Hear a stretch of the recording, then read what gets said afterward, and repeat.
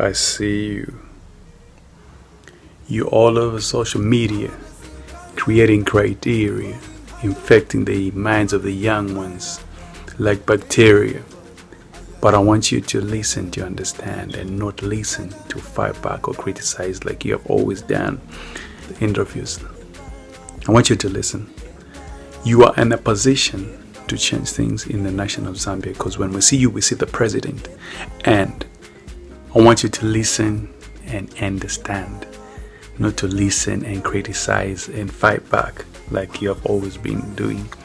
I've been following all your interviews. From my perspective, after analyzing analytically all your interviews, you've never answered any question, but you're always giving a fight, which means you are unruly in my own understanding. That's my opinion. You do not give a chance to understand. You go with the mindset that you're going to fight. Whosoever is objecting, you guys, you fight back, which is not supposed to be the case. The other thing is this. Chela says you're not our head boy in Zambia. What it means is stop abusing the power that you've been accorded with. I'm calling this message favored but drunk with power. That's how I look at you. You are a man that has been favored by God. Other people say you're not educated, you don't fit the position, but I say it's very possible for God to call the unqualified and qualifies them along the way. But what matters is how they use the power that has been, given to them. And so in my own understanding, you have been drunk with power, which is not supposed to be the case. And then there's this thing that is trending that people have been paid to speak negative things about the government. But the thing is this, I'm sure everybody will be happy if there's a person that is paying money for people to speak on the wrong things that are going on around the country. It's an easiest job that anyone would have to do. If there's anyone that is paying people, please introduce me. At the end of the day, people are just voicing out because they know that even if they come to your offices, you will not give them a platform. Like you have already showed us that you're not ready to negotiate, you're not ready to talk, you're not ready to be interviewed and answer questions, you're not ready, but you're ready to give a fight. That's what's going on. So Chela Tukuta says you're not our head boy. That's a very saddening, statement right there. If I were in your position, I'll start thinking, where have I gone wrong?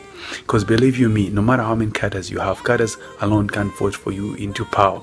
You need all the youths to be behind you as a government for you to rule in the next term. Believe you me, I'm not a politician or anything like that, but this is true. This is true. You need the entire nation to back you for you to go through the next elections, so you cannot continue fighting people.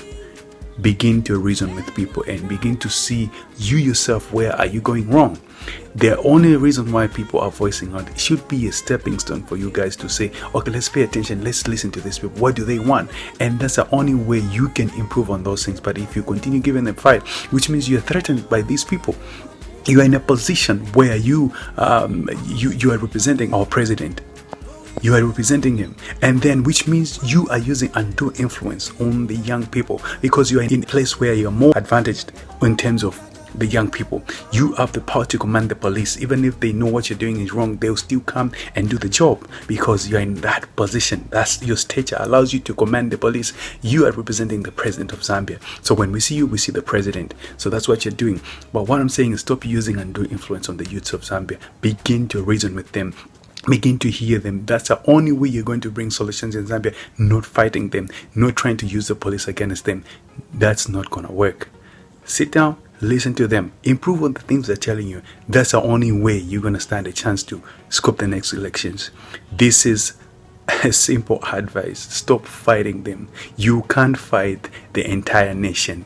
You are too small as a government. You need the people of Zambia. They put you in those positions. If you fight them, when they fight you back, you won't win. You understand? So begin to listen to them and begin to analyze things. They can say whatever they're saying, but you are in a better position to change things. Love you guys. Stay blessed and God bless you. Could it be that some people are more Zambian than others? I am beginning to think that there are two categories of people in this country. There are those who are just Zambians, and then there are those who are more Zambian than others. When those who are just Zambians speak, this is what it sounds like. Everybody else, this is the only Zambia that we have. And if we lose our birthright, if we lose this Zambia, where do we go? Nowhere. Home is Zambia, and that's where I belong. Zambia is my home. Zambia is my inheritance. And I believe that I have the right to speak. I have the right to stand up for what is right and safeguard what I believe rightfully belongs to me. And that is being able to raise concerns, and those concerns should not come with threats. I believe my voice needs to be heard as well.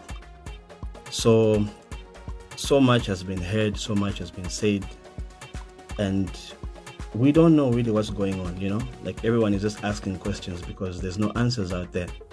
And from my research, I've actually discovered that the young people of Zambia are actually annoyed, angry, dissatisfied, and in your words, disgruntled, because they feel so neglected by their leaders.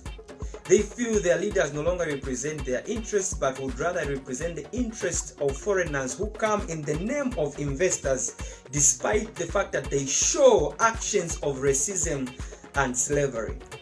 What in our own country, ziko ya mene wa mdara wa keke wanavutikira weka superken uziambo pisha abantu mazambian ala kupasa mpavu ndwendani just because mkudia mjoka or kudia machule you think we are scared of you.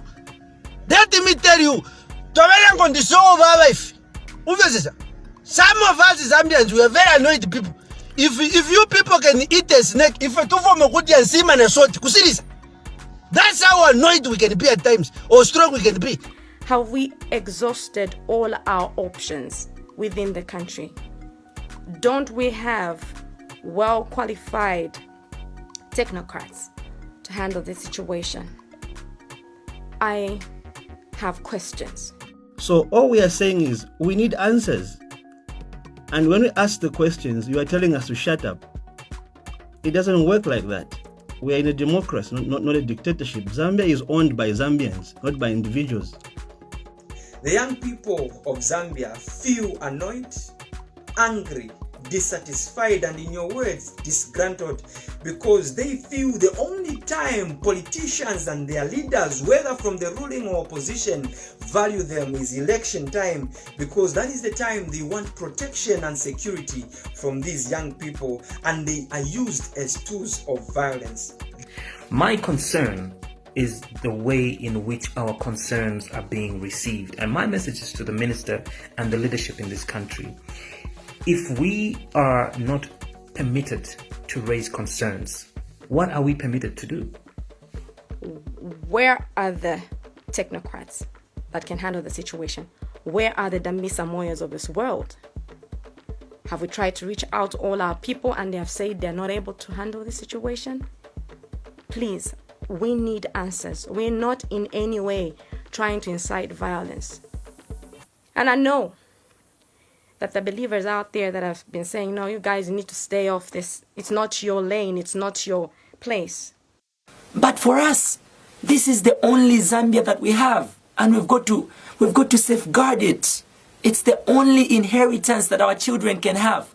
But will our children inherit a country where they even inherit debt that they don't even know who contracted it? And this is how the authorities react. I want to urge Bifro and his team that can you desist from bringing the name of the country, the name of government into disrepute, and this is stupidity at its highest level. And I want to warn these people who are using social media platforms. Don't say I didn't warn you, because your time will soon come to pass. The police must be ready for them, break their bonds if possible. Wambo, what do you know about governance? What do you know about governance? Where have you governed before? Where have you governed before? What do you know about God's issues? What do you know about this? What do you know? I'm warning you. Don't say I didn't warn you, because you have got this attitude of people saying, no, you're infringing on our freedoms. No.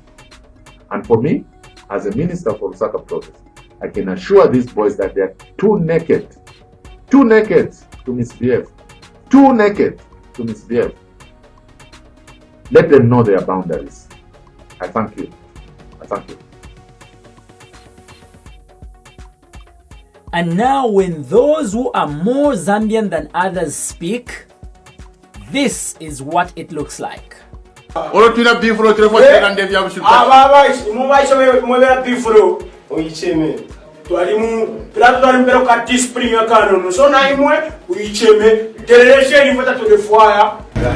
we are saying that since now they have decided to take their protests from Facebook to come on the ground, they will come and meet us.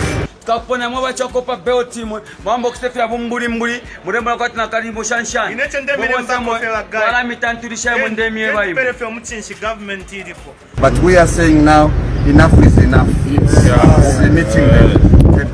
Omunandi alanda nawe biflo batine ndekwe bela pofe byabukuba boyi ndekwe baboyi wala tantula then nimirumbura mama musician murepo kuranda sana pale bakateka bo lwenu mwalaireterera bantu imwe ndemieba. I'm speaking this I'm not the kada emboyo okay wala kumana Tyson Park apara chimba from Fred Mayweather to Tyson Park is back. And this is how the authorities react.